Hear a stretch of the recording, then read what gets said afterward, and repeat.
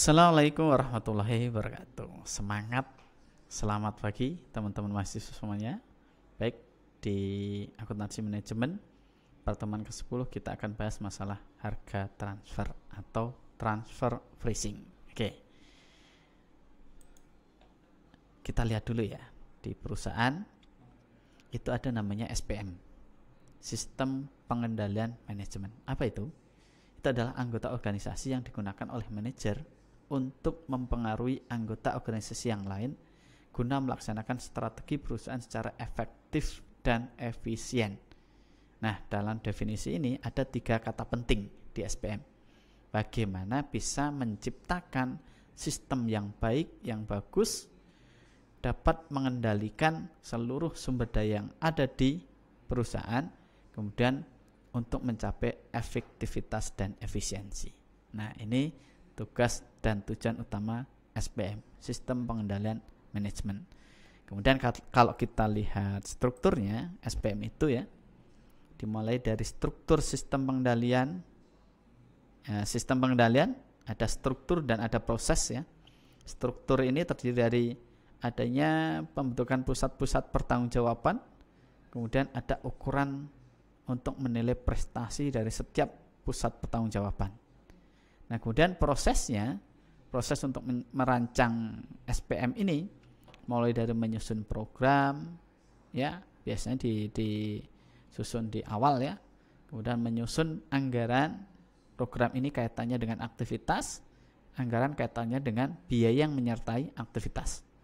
Kemudian adanya pelaksanaan, kemudian diukur di setiap mungkin periode ya, misalkan 1 bulanan, 2 bulan, atau mungkin bahkan yang lebih panjang atau yang lebih pendek lagi. Setelah diukur, kemudian dilaporkan, dianalisis, dilaporkan itu ya ke pihak pusat pertanggungjawaban, biasanya yang ada di atasannya. Ya, contoh setiap kelompok kerja karyawan mereka akan bertanggung jawab kepada atasannya, supervisor. Supervisor akan bertanggung jawab kepada manajer. Manajer akan bertanggung jawab kepada direktur. Nah, jadi ada jenjangnya. Ya. Nah, kemudian di pusat pertanggungjawaban ada banyak pusat pertanggungjawaban, mulai dari pusat biaya, pusat pendapatan, pusat laba atau pusat investasi. Setiap pusat-pusat pertanggungjawaban ini mereka akan bertanggung jawab untuk mengelola, mengatur tentang apa yang mereka amanahkan. Contoh pusat biaya ya. Bagaimana pusat biaya ini mampu mengendalikan biaya. Gimana caranya? Tujuan perusahaan itu terlaksana, namun biayanya bisa diminimalisir, diefisienkan. Contoh di sini ada pusat biaya teknik ya, pusat biaya kebijakan. Nah, nanti mungkin bisa di breakdown lagi lebih dalam. Ya. Jadi setiap pusat-pusat pertanggungjawaban ini nanti akan bertanggung jawab atas apa yang mereka kerjakan, gitu ya. Nah, kalau kita melihat, jadi di pusat pertanggungjawaban itu tidak lepas dari fungsi organisasi. Nah, biasanya ini dilakukan atas organisasi yang memakai atau berdasarkan decision making is passed down. Jadi ada pertanggungjawaban biaya itu dari middle, dari top ke middle ke supervisor ya. Jadi ada pelimpahan kewenangan bersifat desentralisasi.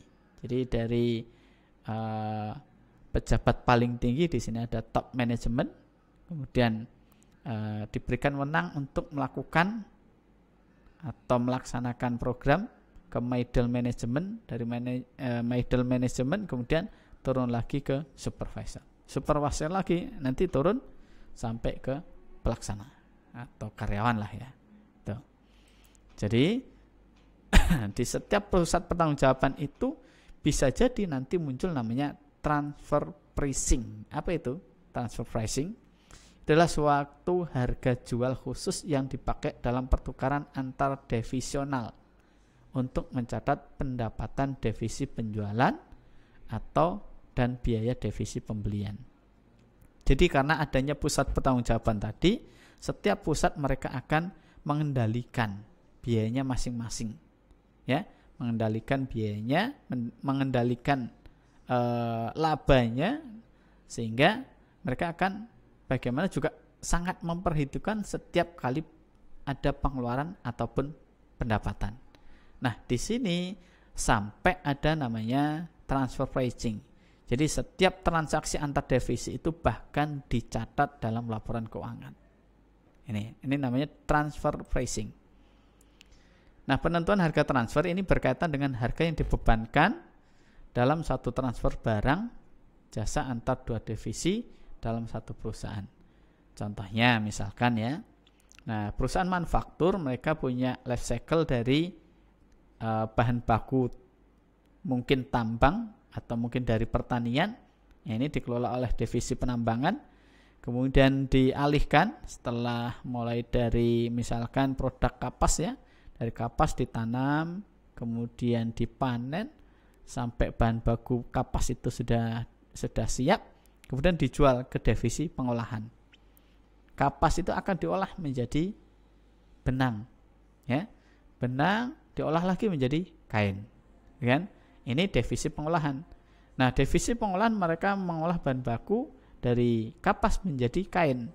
Nah, kemudian dari sini juga muncul harga pokok produksi, sehingga harus dilempar atau diolah kembali menjadi barang jadi, yaitu baju.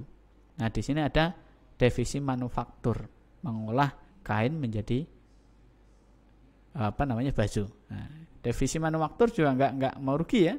Mereka akan lihat berapa harga yang ditransfer dari divisi pengolahan.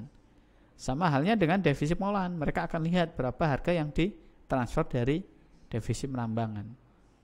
Nah, kalau harganya tinggi dari divisi yang sama meskipun di dalam satu perusahaan, bisa jadi menjadi pertimbangan bagi setiap divisi.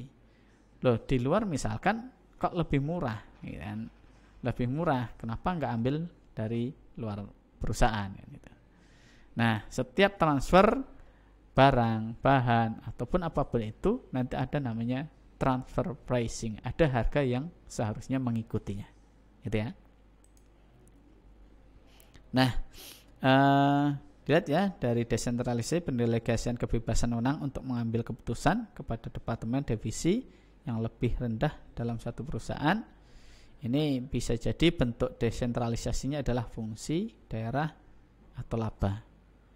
Ini kalau fungsi pokok yang dijalankan, kalau daerah mungkin geografisnya wilayah A, wilayah B, Jateng, Jatim misalnya. Kalau berdasarkan laba, pusat laba yang di dalam pusat-pusat laba ini pendelegasiannya berdasarkan fungsi. Jadi dari dasar latar belakang ini, nah munculnya tadi transfer antar departemen, gitu ya. Nah, keputusan perusahaan jika terjadi transfer barang atau jasa antar perusahaan atau antar pusat laba atau unit, ya, keputusan pemilihan sumber itu juga dipertimbangkan, di mana penentuan produk ini apakah harus diproduksi, apakah diproduksi di dalam perusahaan, atau transfernya dari departemen di internal perusahaan, atau ambil dari pemasok lain luar, namanya sourcing decision. Kemudian kaitannya dengan keputusan penentuan harga transfer. Nah, setiap pusat itu ketika bahan itu sudah jadi, mereka akan jual. Mereka juga akan dari produk yang diproduksi ini juga dipertimbangkan berapa harga yang ditransfer antar divisi di internal perusahaan, atau berapa lebih besar mana yang di dalam ini dengan yang dijual kepada pihak luar, kan? Antar pembeli di luar, gitu kan? Apakah lebih besar harganya? Kalau lebih tinggi harganya, otomatis ya mereka akan lakukan keputusan untuk menjual keluar ketimbang ke internal perusahaan.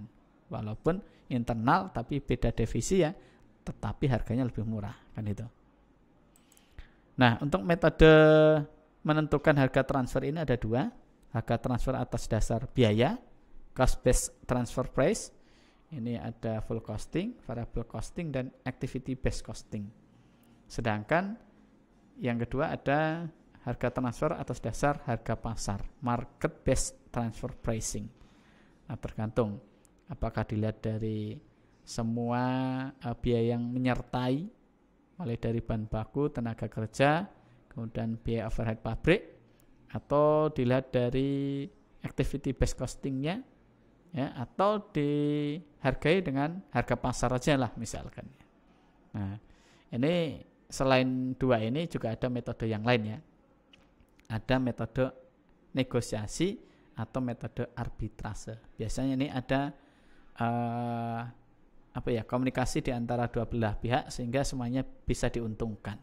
Apakah dengan negosiasi atau arbitrase, ya. Nah, untuk lebih jelasnya teknikalnya nanti kita bahas di kelas. Terima kasih. Salam semangat dari saya. Saya akhiri. Assalamualaikum warahmatullahi wabarakatuh.